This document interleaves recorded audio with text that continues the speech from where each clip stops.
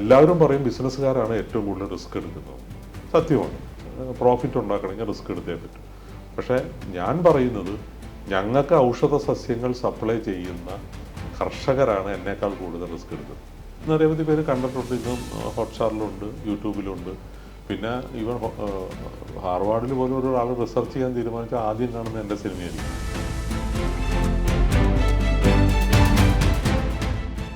അന്ന് മുഖ്യമന്ത്രിയായിരുന്ന VS അച്യുതാനന്ദൻ തന്നെ തീർച്ചയായിട്ടും അദ്ദേഹം വളരെ നന്നായിട്ട് പറഞ്ഞു. അങ്ങനെ അദ്ദേഹം മേലോട്ട് കൈ തൂക്കിയിട്ടാണ് ഞാൻ ഗുരുവിനെ കണ്ടു. അതുപോലെ തലവേസൽ വിജയ് പിന്നീട് എയർപോർട്ടിലൊക്കെ വന്നപ്പോൾ അനുഭവം എന്നോട് പറഞ്ഞിട്ടുണ്ട്. അവിടുത്തെ ആൾക്കാർ മാത്രമല്ല, സെക്യൂരിറ്റി സ്റ്റാഫ് വരെ കാല് തൊട്ട് നമസ്കരിക്കും. ഞാൻ ചോദിക്കട്ടെ, ചരിത്ര പുരുഷന്മാരുടെ ഇന്ത്യയിൽ ചെയ്ത ഏതെങ്കിലും ഒരു സിനിമ വിജയിച്ചിട്ടുണ്ടോ? അംബേദ്കർ ഉൾപ്പെടെ പലതും ഒന്നും വിജയിച്ചിട്ടില്ല. അല്ലെങ്കിൽ EMS അല്ലെങ്കിൽ നമ്മൾ ഏത് വേണമെങ്കിൽ എടുത്തുള്ളൂ. ഒന്നും.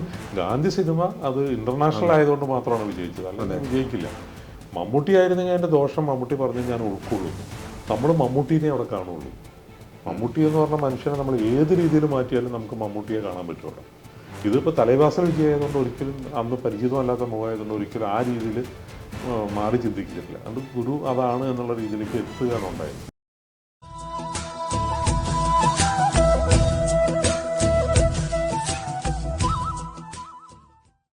പ്രത്യേകിച്ചൊരു ആമുഖം വേണ്ടെന്ന് തോന്നുന്നു AV അനൂപ് എന്ന വ്യക്തിക്ക്. കാരണം പിന്നെ കേരളത്തിൻ്റെ ഒരു സാംസ്കാരിക അന്തരീക്ഷത്തിൽ ഒരു വ്യവസായി എന്നുള്ള നിലയിൽ മാത്രമല്ല, തീർച്ചയായിട്ടും എഴുത്തുകാരൻ, ചലച്ചിത്ര പ്രവർത്തകൻ, സാമൂഹ്യ പ്രവർത്തകൻ, അങ്ങനെ വ്യത്യസ്തമായ പല ചിറകുകൾ ഉള്ള ഒരാളാണ്.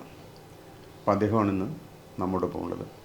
ഗുരുവിനെക്കുറിച്ച് ഒരു സിനിമ എടുക്കാൻ തീരുമാനിക്കുന്നു. അതിനെക്കുറിച്ച് വിശദമായിട്ട് പിന്നെ പറയാം. ഈ ഗുരുവായിട്ടുള്ള കുടുംബപരമായിട്ടുള്ള ഒരു റിലേഷൻ, ഇപ്പം ഗുരു ജീവിതത്തിൻ്റെ എല്ലാ ഘട്ടങ്ങളും പിന്നെ അനുഭവിച്ചിട്ടില്ലെങ്കിൽ പോലും നിർവചിച്ചിട്ടുള്ള ആളാണെന്നാണ് എനിക്ക് തോന്നുന്നത്. കാരണം ജീവിതത്തിൻ്റെ എല്ലാ സന്ദർഭങ്ങളും, ജനനത്തെയും മരണത്തെയും ജീവിതത്തെയും ഇത്രമാത്രം നന്നായിട്ട് നിർവചിച്ച ഒരാൾ കേരളത്തിൽ ജനിച്ചിട്ടില്ല. അപ്പോൾ അദ്ദേഹം കുടുംബപരമായി അദ്ദേഹത്തെ വളരെ അടുത്ത് ബന്ധപ്പെടുകയും അതിൻ്റെ ഒരു കഥയൊന്ന് പറയാമോ? കാരണം അത് കാണുന്നവർക്കൊരു ഹിസ്റ്റോറിക്കൽ. എൻ്റെ അമ്മയുടെ സൈഡിൽ നിന്നും അച്ഛൻ്റെ സൈഡിൽ നിന്നും അടുത്ത ബന്ധമുണ്ടായിരുന്നു. ഇപ്പോൾ ചോലയിൽ മാമി വൈദ്യർ എന്ന് പറയുന്ന അറിയപ്പെടുന്ന ഒരു വൈദ്യനുണ്ടായിരുന്നു. ഗുരുദേവൻ്റെ പ്രഥമ ആയുർവേദ ചികിത്സകൻ അദ്ദേഹമായിരുന്നു. എപ്പോഴും ജീവിതകാലം മുഴുവൻ ഉണ്ടായിരുന്നു. ആ കാലത്ത് അദ്ദേഹത്തെ വെല്ലുവിളിക്കാൻ ആരും ഇല്ലായിരുന്നു. ഏറ്റവും പ്രധാനപ്പെട്ട എല്ലാ ആയുർവേദ കുടുംബങ്ങളും ഇദ്ദേഹത്തെ ഒരു ഗുരുവായിട്ടാണ് കണ്ടിരുന്നത്. അത് എൻ്റെ അമ്മയുടെ ഒരു അങ്കിൾ ലെവലിൽ വരുന്ന ആളാണ്. അമ്മയുടെ അച്ഛൻ ഡോക്ടർ VK പത്മനാഭൻ, അദ്ദേഹം അലോപ്പതി ഡോക്ടറായിരുന്നു. അദ്ദേഹം എറണാകുളത്ത് ഹോസ്പിറ്റലുണ്ടായിരുന്ന സമയത്ത് ആലുവ അദ്വൈതാശ്രമത്തിൽ ഗുരുദേവൻ്റെ അവസാന കാലങ്ങളിലൊക്കെ മൂത്ര തടസ്സം വന്നപ്പോൾ ഇദ്ദേഹമാണ് പോയി മൂത്രം എടുത്ത് കൊടുക്കാറും ചികിത്സിക്കാറും. പിന്നെ അദ്ദേഹത്തോടൊപ്പം ശിവഗിരി വരെ യാത്ര, ബോട്ട് മാർഗമൊക്കെ കൊണ്ടുപോയതൊക്കെ ഗ്രാൻഡ് ഫാദർ. അങ്ങനൊരു ബന്ധമുണ്ട്. അച്ഛൻ്റെ അച്ഛൻ എഴുത്തുകാരനായിരുന്ന AC ഗോവിന്ദൻ കുട്ടിക്കാലത്ത് തന്നെ കൊടുങ്ങല്ലൂരിലുള്ള അവരുടെ വീട്ടിലൊക്കെ ഗുരുദേവൻ വരുമായിരുന്നു. അപ്പം എൻ്റെ ഗ്രാൻഡ് ഫാദർ ഗുരുദേവൻ്റെ മടിയിലിരുന്ന് കളിച്ച കാര്യങ്ങളൊക്കെ പുസ്തകത്തിൽ എഴുതിയിട്ടുണ്ട്. അതിൽ കുട്ടികളുടെ ഗുരു എന്ന് പറഞ്ഞ് പുസ്തകം എഴുതിയ ആൾ ഇദ്ദേഹമല്ലേ? അതെ, കുട്ടികളുടെ ഗുരുദേവൻ. അത് ശ്രീനാരായണ ഗുരു, കുട്ടികളുടെ ശ്രീനാരായണ ഗുരു എന്ന് പറയും. അപ്പോൾ അദ്ദേഹം അങ്ങനെ വളർന്ന് അദ്ദേഹം സ്കൂളിൽ പഠിക്കുന്ന കാലത്ത് അദ്വൈത ആശ്രമത്തിൽ ഗുരുദേവനെ കാണാൻ പോകുന്നു. അപ്പോൾ ഗുരുദേവൻ പറയുന്നു, നിനക്ക് ഒരു ഉപദേശവും ആവശ്യമില്ല, വിദ്യ അഭ്യസിക്കുക, വിദ്യാഭ്യാസം നിങ്ങളുടെ കുടുംബത്തിലുണ്ടാകണം, പിന്നെ നല്ലവനായി ജീവിക്കണം, നല്ല മനുഷ്യൻ എന്നുള്ള പേര് നേടണം, കുടുംബപരമായി എല്ലാവരും നല്ലവരാക്കാൻ ശ്രമിക്കുക എന്നുള്ളത്. അപ്പോൾ ഇദ്ദേഹം ഈ ബുക്കിൽ ഇതൊക്കെ എഴുതി വെച്ചിട്ടുണ്ട്. അപ്പോൾ ഞാനും എപ്പോഴും പറയുന്ന കാര്യം അതാണ്. താങ്കളൊരു ബിസിനസ്സുകാരനായിട്ട് അറിയപ്പെടാനാണോ ആഗ്രഹിക്കുന്നത്, സിനിമാ നടനായിട്ട് അറിയപ്പെടണോ, സോഷ്യൽ വർക്കറാണോ, ആരായിട്ടാണ് അവസാനം അറിയപ്പെടാനായി? ഞാൻ പറയും, എല്ലാവരും പറഞ്ഞാൽ മതി എൻ്റെ കാലശേഷം അനൂപ് ഒരു നല്ല മനുഷ്യനായിരുന്നു. അത് ഗുരുദേവൻ എൻ്റെ ഗ്രാൻഡ് ഫാദറിന് കൊടുത്ത ഉപദേശമാണെന്ന് ആ പുസ്തകം വായിക്കുമ്പോഴാണ് ഞാൻ അറിയുന്നത്. പിന്നെ അത് കഴിഞ്ഞ് അദ്ദേഹം പഠിപ്പൊക്കെ കഴിഞ്ഞ് കോഴിക്കോട് മജിസ്ട്രേറ്റ് ആവുന്നു, പുസ്തകം എഴുതുന്നു. അങ്ങനെ വന്ന സമയത്ത് പല വ്യവഹാരങ്ങളിലും ഗുരുദേവനുമായിട്ട് ബന്ധപ്പെടാനുള്ള അവസരമുണ്ട്. അതിലൊരു വലിയ അനുഭവം പറയുന്നുണ്ട്. നെയ്ത്ത് തൊഴിലാളികൾക്കൊരു പ്രശ്നം വന്നു, ഈഴവരും നെയ്ത്ത് തൊഴിലാളികളും തമ്മിലൊരു പ്രശ്നം വന്നു. അപ്പോൾ ഇദ്ദേഹം AC ഗോവിന്ദൻ നെയ്ത്ത് തൊഴിലാളികളുടെ പക്ഷം പിടിച്ചു, അവരിലാണ് ശരി എന്നുള്ള രീതിയിൽ. അപ്പോൾ ഗുരുദേവൻ ഇത് ഒത്തുതീർപ്പാക്കാൻ വേണ്ടി കോഴിക്കോട് വന്ന സമയത്ത് നെയ്ത്ത് തൊഴിലാളികൾക്ക് വേണ്ടി സംസാരിച്ചു. അത് കാരണം ഈഴവ പ്രമാണിമാർ ഇദ്ദേഹത്തെ ജാതിഭ്രഷ്ടനാക്കി, 6 മാസത്തേക്ക് ജാതിഭ്രഷ്ടനാക്കി എന്നൊക്കെ എഴുതിയിട്ട് അപ്പോൾ അങ്ങനത്തെ ഒരു വിപ്ലവകരമായ കാര്യങ്ങളും അദ്ദേഹം ചെയ്തു. അപ്പോൾ ഈ രീതിയിൽ പക്ഷേ ഗുരുദേവനായിട്ട് അത്രയും അടുപ്പമുണ്ടായിരുന്നു എന്നുള്ളത് ഞാൻ പിന്നീടാണ് മനസ്സിലാക്കുന്നത്. അത് കഴിഞ്ഞ് പിന്നെ ഞാനും അതുകൊണ്ടാണ് ശരി, കുട്ടിക്കാലം മുതൽ ഇതൊക്കെ കേട്ട് വളരുന്നതാണല്ലോ. അപ്പോൾ എനിക്ക് തോന്നി ഞാൻ എന്തെങ്കിലും പണം ഉണ്ടാക്കുമ്പോൾ ഒരു അമ്പലത്തിൽ പോയി തുലാഭാരം സ്വർണം കൊണ്ട് ചെയ്യുന്നേക്കാൾ ഭേദം ഈ ഒരു കാര്യം ചെയ്താൽ കാലാകാലം ഗുരുദേവനും കേരളത്തിലെ അന്നത്തെ ഒരു പശ്ചാത്തലം എന്താണെന്ന് പുതിയ തലമുറയ്ക്ക് മനസ്സിലാവും. അങ്ങനെയാണ് സുകുമാരൻ സാർ ഈ കഥ പറഞ്ഞപ്പോൾ ഞാൻ അതിനോട് യോജിക്കുകയും അങ്ങനെ അത് ചെയ്യുകയും ചെയ്തത്. പിന്നെ എൻ്റെ ബന്ധം ഇപ്പോഴും തുടരുന്നു. ഞാൻ ഭക്തിമാർഗത്തേക്കാൾ കൂടുതൽ ഗുരുദേവൻ ആരായിരുന്നു എന്നുള്ളത് അടുത്ത തലമുറയ്ക്ക് അവശ്യം മനസ്സിലാക്കേണ്ട ചില കാര്യങ്ങളുണ്ട്. അന്ന് നിലനിന്നിരുന്ന പല പ്രശ്നങ്ങളും വേറെ ഇന്ന്. പക്ഷേ ഈ നല്ല മനുഷ്യനായി ജീവിക്കാൻ വേണ്ടി ഗുരുദേവൻ പറഞ്ഞ കാര്യങ്ങൾ, ബിസിനസ് ചെയ്യുമ്പോൾ അവരവൻ ആത്മസുഖത്തിന് ആചരിക്കുന്നു, അവരന് സുഖത്തിനായി വരണം എന്നുള്ള കാര്യം, അതെൻ്റെ ജീവിതത്തിൽ എൻ്റെ മിഷൻ സ്റ്റേറ്റ്മെൻറ്റിൽ വരെ ഞാനത് ഇംഗ്ലീഷിലാക്കിയിട്ടിരിക്കുക. ആ രീതിയിലാണ് ഞാൻ അതിനെ കാണുന്നത്. പിന്നെ മറ്റുള്ളവരുടെ പ്രശ്നങ്ങൾ നമ്മൾ മനസ്സിലാക്കും. ഞാനിപ്പോൾ ഈ അടുത്ത കാലത്ത് തന്നെ ഒരു ഔഷധ സസ്യ കർഷകർക്ക് വേണ്ടി ഞാനൊരു MOU സൈൻ ചെയ്തു. നമ്മുടെ ഹെൽത്ത് മിനിസ്റ്ററാണ് അതിൻ്റെ മെമ്മോറണ്ടം ഹാൻഡ് ഓവർ ചെയ്യുന്ന സമയത്ത് അത് ചെയ്തത്. ഞാനവിടെ ഉദ്ദേശിച്ച കാര്യം, എല്ലാവരും പറയും ബിസിനസ്സുകാരാണ് ഏറ്റവും കൂടുതൽ റിസ്ക് എടുക്കുന്നത്. സത്യമാണ്, പ്രോഫിറ്റ് ഉണ്ടാക്കണമെങ്കിൽ റിസ്ക് എടുത്തേ പറ്റും. പക്ഷേ ഞാൻ പറയുന്നത് ഞങ്ങൾക്ക് ഔഷധ സസ്യങ്ങൾ സപ്ലൈ ചെയ്യുന്ന കർഷകരാണ് എന്നേക്കാൾ കൂടുതൽ റിസ്ക് എടുക്കുന്നത്. കാരണം അത് പല കാരണങ്ങളും, പ്രകൃതി കൊണ്ട് മഴയായാലും വെയിലായാലും കീടങ്ങൾ വന്നാൽ അതിനൊക്കെ നശിച്ചു പോകുന്നു, വില കുറയാം. ആ സമയത്ത് നിഷ്കരണം നമ്മൾ വേണ്ടെന്ന് പറയുന്നു. അവൻ്റെ അവസ്ഥ എന്താണെന്ന് നമ്മൾ അറിയുന്നില്ല. പക്ഷെ അവൻ നമുക്ക് വേണ്ടി മാത്രമാണ് ഈ പണി ചെയ്യുന്നത്. അതുകൊണ്ട് ഞാനൊരു അനൗൺസ്മെൻറ്റ് നടത്തി, എൻ്റെ കമ്പനിക്ക് വേണ്ടി ഔഷധ സസ്യങ്ങൾ സപ്ലൈ ചെയ്യുന്നവർക്ക് റിസ്ക് എടുക്കേണ്ട ആവശ്യമില്ല, ആ റിസ്ക് ഞാൻ ഏറ്റെടുക്കും.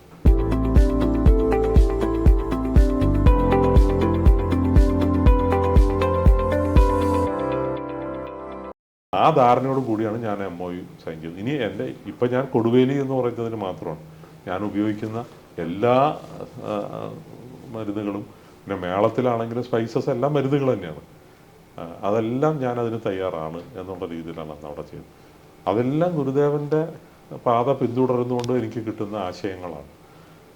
പിന്നെ ഏകലോകം എന്നുള്ള ചിന്ത, ലോകത്തിലെല്ലാവരും ഒന്നാണ്, ആകെ ഒരു ജാതിയുള്ളൂ, അത് മനുഷ്യജാതിയാണ് എന്നുള്ളത്. പക്ഷേ ഇന്ന് നമ്മൾ കാണുന്നത് മനുഷ്യനെ തന്നെ ആൺജാതിയും പെൺജാതിയും എന്ന് നമ്മൾ വേർതിരിച്ച് കാണുന്നു. അതുപോലും പാടില്ല എന്ന് ചിന്തിക്കുന്ന ആളാണ്. ഇന്നും ഒരു ഫംഗ്ഷന് ചെന്നാൽ നമ്മൾ സ്ത്രീകളുടെ പ്രസൻസേ കാണാറില്ല. ഓഡിയൻസിലുണ്ടാവും, പക്ഷേ ഒപ്പത്തിനൊപ്പം ഇരിക്കാൻ സ്ത്രീകൾ കുറവാണ്. ആ ഒരു വ്യത്യാസം നമ്മൾ തിരിച്ചറിയണം. അങ്ങനെ ചിന്തിക്കുന്ന ആളാണ്, അങ്ങനെ പ്രവർത്തിക്കുന്ന ആളാണ് ഞാൻ. സിനിമ മാത്രമല്ല, എവിടെയൊക്കെ സാഹചര്യം കിട്ടിയാലും ഞാൻ ഗുരുദേവനെ പ്രൊപ്പഗേറ്റ് ചെയ്യുന്ന ആളാണ്. ഈ ഗുരുവിനെ കുറിച്ച് സിനിമ എടുക്കാൻ വേണ്ടി തീരുമാനിക്കുമ്പോൾ അതൊരു വലിയ ബിഗ് ബഡ്ജറ്റ് സിനിമയായിരിക്കും. അതിനാദ്യം അപ്രോച്ച് ചെയ്യുന്നത് ഗുരുവായിട്ട് അഭിനയിക്കാൻ മമ്മൂട്ടിയാണ്. അദ്ദേഹം ചില മറ്റേതെങ്കിലും ഒരു ക്യാരക്ടർ ചെയ്യാം, അതിന് പറ്റുമെന്ന് അദ്ദേഹത്തിൻ്റെതായ ഒരു ആർട്ടിസ്റ്റ് എന്നുള്ള തരത്തിൽ ഉത്കണ്ഠ പറഞ്ഞു.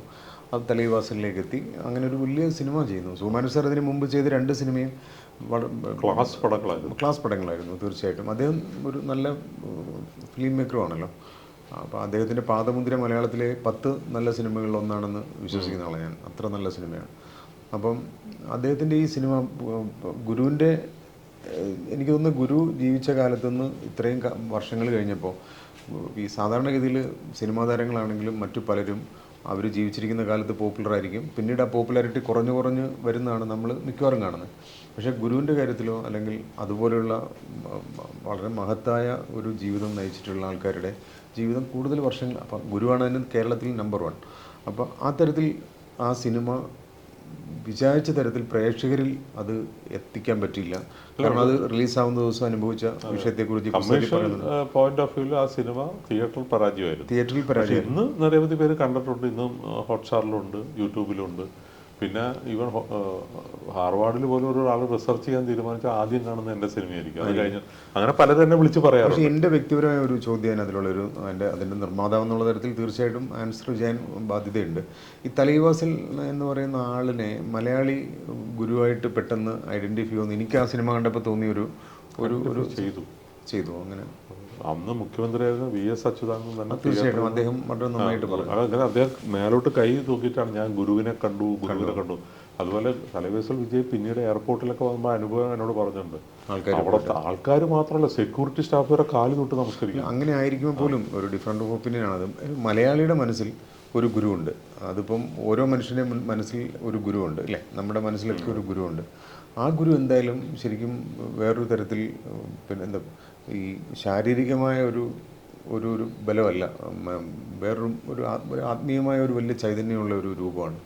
എനിക്ക് തോന്നിയത് ആ സിനിമയിൽ സംഭവിച്ച ഒരു എനിക്ക് അങ്ങനെ തോന്നിയിട്ടില്ല. മലയാളി ഗുരുവായിട്ട് ഐഡൻറ്റിഫൈ ചെയ്ത ഒരു സംഗതി. ഇന്നും പലരും ഗുരുവായിട്ട് ഉപയോഗിക്കുന്ന അതേ ഈ തലൈവാസ് വിജയന്റെ ഫോട്ടോസും SNDP-ക്കാർ വരെ ഡിസ്ട്രിബ്യൂട്ട് ചെയ്യണം ഞാൻ കണ്ടിട്ടുണ്ട്. അങ്ങനെയല്ല അതിനകത്ത് പറ്റിയത്. ഇതിനകത്ത് ഗുണമാണ് കിട്ടിയത്. കമേഴ്ഷ്യലി ആര് ചെയ്താലും ഞാൻ ചോദിക്കട്ടെ, ചരിത്ര പുരുഷന്മാരുടെ ഇന്ത്യയിൽ ചെയ്ത ഏതെങ്കിലും ഒരു സിനിമ വിജയിച്ചിട്ടുണ്ടോ? അംബേദ്കർ ഉൾപ്പെടെ പലതും ഒന്നും വിജയിച്ചിട്ടില്ല. അല്ലെങ്കിൽ EMS-ഓ അല്ലെങ്കിൽ നമ്മൾ ഏത് വേണമെങ്കിൽ എടുത്തോളൂ. ഒന്നും ഗാന്ധി സിനിമ അത് ഇന്റർനാഷണൽ ആയതുകൊണ്ട് മാത്രമാണ് വിജയിച്ചത്, അല്ലെങ്കിൽ വിജയിക്കില്ല. മമ്മൂട്ടി ആയിരുന്നെങ്കിൽ അതിന്റെ ദോഷം മമ്മൂട്ടി പറഞ്ഞ് ഞാൻ ഉൾക്കൊള്ളുന്നു.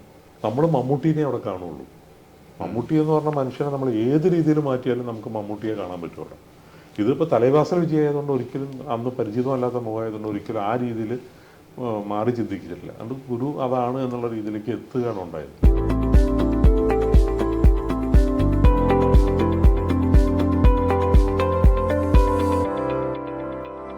പക്ഷെ ഞാൻ പറഞ്ഞ എൻ്റെ അല്ല വ്യക്തിപരമായ അതാ പറയുന്നത്. പക്ഷെ എനിക്ക് എപ്പോഴും ഞാൻ ഉറപ്പിച്ച് പറയുന്നു, പക്ഷേ സിനിമ ഗുരുദേവന്റെ പേര് ഉപയോഗിച്ച് ബിസിനസ് ചെയ്യുന്നവരും വിദ്യാഭ്യാസ സ്ഥാപനങ്ങൾ നടത്തുന്നവരും സംഘടനയിൽ നേതാക്കന്മാരും ആരും തന്നെ സിനിമ കാണാൻ വന്നിട്ടില്ല. അത് തലൈവാസൽ വിജയമായതുകൊണ്ടോ മമ്മൂട്ടി ആയതുകൊണ്ടോ അല്ല, ഗുരുദേവനിലുള്ള ഇത് അത്രേ ഉള്ളൂ. അത് ഇപ്പം ഞാനൊക്കെ പറയുന്നത് ഏത് ചരിത്ര പുരുഷൻ നമ്മൾ ചെയ്താലും വിജയിക്കാൻ വളരെ ബുദ്ധിമുട്ട്. അല്ലെങ്കിൽ നമ്മൾ കമേഴ്ഷ്യൽ ആസ്പെക്ട്സ് അതിനകത്ത് കൂട്ടണം. ഇതിനകത്ത് ഇപ്പോൾ ഒരു തെറ്റ് എന്ന ആളുകൾ ചൂണ്ടിക്കാണിക്കുന്നത് ഞാൻ അംഗീകരിക്കാത്തതാണ്. ആത്മീയതയ്ക്ക് കൂടുതൽ പ്രാധാന്യം കൊടുക്കണമായിരുന്നു, അത്ഭുതങ്ങൾക്ക് കൂടുതൽ പ്രാധാന്യം കൊടുക്കണമായിരുന്നു. അങ്ങനെ കുറച്ച് ആള് അപ്പൊ ആ ഭക്തിമാർഗത്തിലൂടെ കുറെ ആളുകൾ വന്ന് പിന്നീട് കണ്ടായിരുന്നു. ഞാൻ പക്ഷെ അതല്ല ഉദ്ദേശിച്ചത്. നമ്മൾ കൃത്യമാണ്, നമ്മുടെ ധാരണ വളരെ കൃത്യമാണ്. ഗുരുദേവൻ അങ്ങനെയൊക്കെ ഉണ്ടാകാം, പക്ഷെ അതല്ല, അതും നമ്മൾ കാണിച്ചിട്ടുണ്ട്, ഇല്ലാന്നല്ല. പക്ഷെ അന്നത്തെ ആ കാലഘട്ടത്തിൽ അന്നത്തെ അന്ധവിശ്വാസങ്ങളും അനാചാരങ്ങളും നിലനിന്നിരുന്ന പ്രശ്നങ്ങളിലേക്ക് ഗുരു എങ്ങനെയാണ് വിരൽ ചൂണ്ടിയത്, അതിൽ വന്ന മാറ്റങ്ങൾ എന്താണ് എന്നുള്ള രീതിയിൽ ഇന്നിപ്പോൾ നമ്മൾ തിരിഞ്ഞു നോക്കുമ്പോൾ എക്കാലവും അതിന് പ്രസക്തി ഉണ്ടെന്ന് ഞാൻ വിശ്വസിക്കുന്നു. അവിടെ ആക്ടർ ഒരു പ്രശ്നമല്ല. പിന്നെ ഗുരുദേവന്റെ രീതിയിൽ താതാമ്യം പറഞ്ഞു. താങ്കളുടെ ഇപ്പോൾ ഗുരുദേവന്റെ ഒരു ഫോട്ടോ എടുത്തിട്ട് ഇത് മൂക്ക് കാര്യങ്ങളെല്ലാം നമ്മൾ കറക്റ്റ് ചെയ്തിട്ടാണ് ചെയ്തത്. അല്ലാണ്ട് തലൈവാസൽ വിജയന്റെ മൂക്കോ ചെവിയോ അല്ല നമ്മൾ കാണുന്നത്, എല്ലാം മാറ്റിയിട്ടുണ്ട്. പ്രോസ്തറ്റിക് മേക്കപ്പ് ഒക്കെ ചെയ്തിട്ടാണ് നമ്മൾ കൊണ്ടുപോയി. ഞാൻ എൻ്റെ ഒരു ഒരു മനസ്സിലുള്ള ഒരു അന്നത്തെ ഒരു ഫീൽ ഞാൻ പറഞ്ഞതാണ്. അല്ല ആയിരിക്കാം, അത് ഓരോരുത്തർക്കും. പക്ഷെ അതുകൊണ്ടല്ല പടം പരാജയപ്പെട്ടത്. പടം പരാജയപ്പെട്ടത് ആലോചിക്കുന്ന സമയത്ത് ആദ്യം വ്യത്യസ്തമായ ഒരു മുഖമായിരിക്കണം, അത് മലയാളിക്ക് ഭയങ്കര അല്ല അങ്ങനെയല്ല. നമ്മൾ ഗുരുദേവന്റെ മുഖത്തിനോട് സാമ്യത എന്നുള്ളതാണ്. അത് നമ്മൾ വിജയിച്ചിട്ടുണ്ടെന്ന് തന്നെയാണ് ഇന്ന് ഞാൻ വിശ്വസിക്കുന്നത്. അതിന് പകരം വയ്ക്കാൻ വേറൊരു മുഖം കിട്ടില്ലേ. അതിൻ്റെ ഈ സാമ്പത്തികമായ ഇത് തിയേറ്ററിൽ പരാജയപ്പെട്ടു. മലയാള സിനിമയുടെ ചരിത്രത്തിലെ ഏറ്റവും വലിയ നിലയിൽ പൊട്ടിയ പടം, അതിനെക്കാട്ടും ഇനി പറയാനില്ല. ഈ സാറ്റലൈറ്റ് മറ്റു കാര്യങ്ങളൊന്നും അല്ല, ഏഷ്യാനെറ്റൊക്കെ എടുത്തിരുന്നു, പക്ഷെ അതൊന്നും അല്ല, അത്രയും എക്സ്പെൻസീവ് ആയിരുന്നു അന്നത്തെ കാലത്ത്. പിന്നെ മാത്രമല്ല ഈ താരനിരയൊക്കെ ഉണ്ടല്ലോ, മമ്മൂട്ടി ബാക്കി എല്ലാവരും ഉണ്ടല്ലോ അല്ലേ. എന്നിട്ടും അത് അറ്റംപ്റ്റ് എന്നുള്ള തരത്തിൽ ശരിക്കും കേരളത്തിൽ ഏറ്റവും പ്രധാനപ്പെട്ട ഒരു അറ്റംപ്റ്റ് ആയിരുന്നു. അല്ല, എന്നോട് പല സീനിയർ പ്രൊഡ്യൂസർമാരും അന്നേ ഉപദേശിച്ചിരുന്നു. നിങ്ങളുടെ പേരെടുത്ത് പറയാവുന്ന PV ഗംഗാധരൻ വരെ എന്നെ കെട്ടിപ്പിടിച്ചിട്ട് എന്നെ ഉപദേശിച്ചിരുന്നു. ഈ പ്രണയകാലം, എൻ്റെ ആദ്യം ഇറങ്ങിയ പടം പ്രണയകാലം പോലത്തെ എത്ര പടം പണിയും ചെയ്തോ, ഇത്തരം പടങ്ങൾ വിജയിക്കില്ല, പൈസ സൂക്ഷിക്കണം എന്നെനിക്ക് ഉപദേശിച്ചു. ഞാൻ പറഞ്ഞു അതിനെല്ലാം ഞാൻ ഈ പടം ചെയ്യുന്നു, ലാഭം ഉണ്ടാക്കാനല്ല. പക്ഷേ ചിലവ് കുറച്ച് കൂടിപ്പോയി എന്നുള്ളത് സത്യമാണ്. ആ ക്യാൻവാസും ആ നമ്മൾ ശിവഗിരിയൊക്കെ നമ്മൾ ക്രിയേറ്റ് ചെയ്തതാണ്. അതെ, ശരിക്കും അത് ആ സിനിമയുടെ പ്രൊഡക്ഷൻ തന്നെയായിരുന്നു അതിൻ്റെ ബാധ്യതയായിട്ട് വന്നത്. ശരിക്കും മമ്മൂട്ടി എന്ന് പറഞ്ഞ എന്തായിരുന്നു ശരിക്കും ഗുരുവായിട്ട് അഭിനയിക്കാൻ അദ്ദേഹത്തിന് ബുദ്ധിമുട്ടായിട്ട് പുസ്തകത്തിൽ എന്നോട് പറഞ്ഞ കാര്യം, ഇത്രയും കാലം കണ്ണില ശാന്തത ഒരു കഥാപാത്രത്തിന് കൊണ്ടുവരാൻ എനിക്ക് കഴിയില്ല എന്നാണ് എന്നോട് പറഞ്ഞത്. അപ്പോൾ അതുകൊണ്ട് എനിക്കൊരു ഭയമുണ്ട് ആ ക്യാരക്ടറായിട്ട്. പിന്നെ അത് പലരുടെയിൽ നിന്നും കേട്ടറിവും ഉണ്ടാവേ. അത് സാമൂഹ്യ പ്രശ്നങ്ങളൊക്കെ നാളെ ഉണ്ടാക്കാം, മമ്മൂട്ടി ഈ കഥാപാത്രം ചെയ്തു അങ്ങനെ വല്ലതും വായിച്ചാണ്. പക്ഷെ അദ്ദേഹം പറഞ്ഞ പോയിന്റ് ഞാൻ ഉൾക്കൊണ്ടു. പിന്നെ അദ്ദേഹം അതാണ് പറഞ്ഞത്, അതുകൊണ്ട് ഭയക്കണ്ട, അനൂപ് പറയുന്ന ഏത് കഥാപാത്രമാണെങ്കിലും ഈ സിനിമയിൽ ഞാൻ ചെയ്യാം. ആ കഥാപാത്രത്തിന് വലിപ്പം ഞാൻ ചിലപ്പോൾ ഞാൻ നോക്കുന്നില്ല, ഏത് കഥാപാത്രം പറഞ്ഞാലും ഈ സിനിമയുടെ ഭാഗമാകാൻ ഞാൻ തയ്യാറാണ്. അത് അദ്ദേഹം ചെയ്യുകയും ചെയ്യും.